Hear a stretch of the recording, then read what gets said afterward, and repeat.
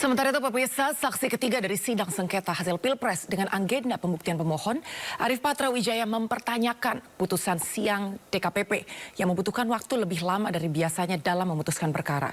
Saksi juga menyoroti pelanggaran yang dilakukan KPU terkait pencalonan Gibran Rakabuming Raka.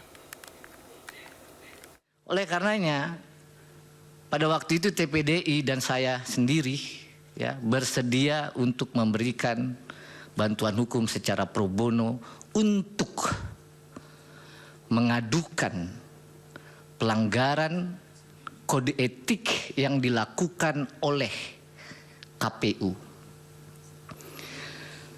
Yang perlu kami jelaskan pada pokoknya adalah bahwa dalam persidangan DKPP itu merupakan persidangan yang terlama sepanjang DKPP terbentuk.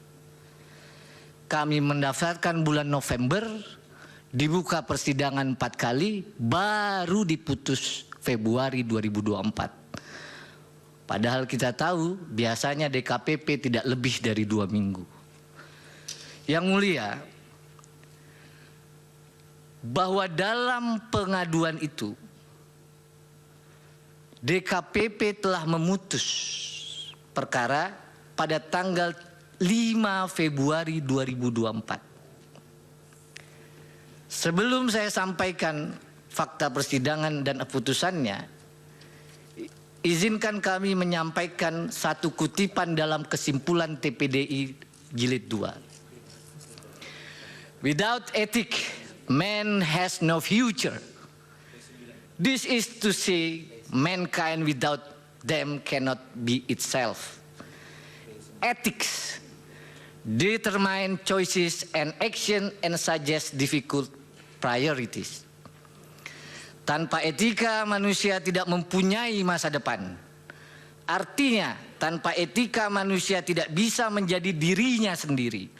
Etika menentukan pilihan dan tindakan serta menyarankan prioritas yang sulit. Oleh karenanya pada pengaduan ini telah dibuktikan sejumlah fakta-fakta persidangan yang pada intinya DKPP memutus KPU telah melanggar pasal 11 huruf A dan huruf C, pasal 15 huruf C dan pasal 19 huruf A Peraturan Dewan Kehormatan Penyelenggara Pemilu sehubungan dengan pendaftaran dan pencalonan saudara Gibran Rakabuming Raka sebagai calon wakil presiden dalam pemilu tahun 2024. Betul forumnya pada waktu itu adalah memeriksa etika. Namun isi pasalnya saya bacakan pasal 11, KPU tidak melakukan tindakan yang secara tegas diperintahkan oleh undang-undang. Itu inti pelanggaran di pasal 11. KPU tidak melakukan tindakan yang mentaati prosedur yang telah ditetapkan dalam peraturan perundang-undangan. Itu adalah isi pasal 11 huruf A dan huruf C. DKPP juga memutus KPU melanggar pasal 15 huruf C yang menyatakan bahwa semestinya KPU dalam melaksanakan tugas dan jabatannya harus didasarkan dalam Undang-Undang Dasar Negara Republik Indonesia, undang-undang dan peraturan yang khusus menyelenggarakan pemilu. Inilah yang dilanggar oleh KPU. Lalu yang terakhir pasal 19 huruf A yang menyatakan semestinya KPU menjunjung tinggi Pancasila, Undang-Undang Dasar Negara Republik Indonesia, dan peraturan perundang-undangan.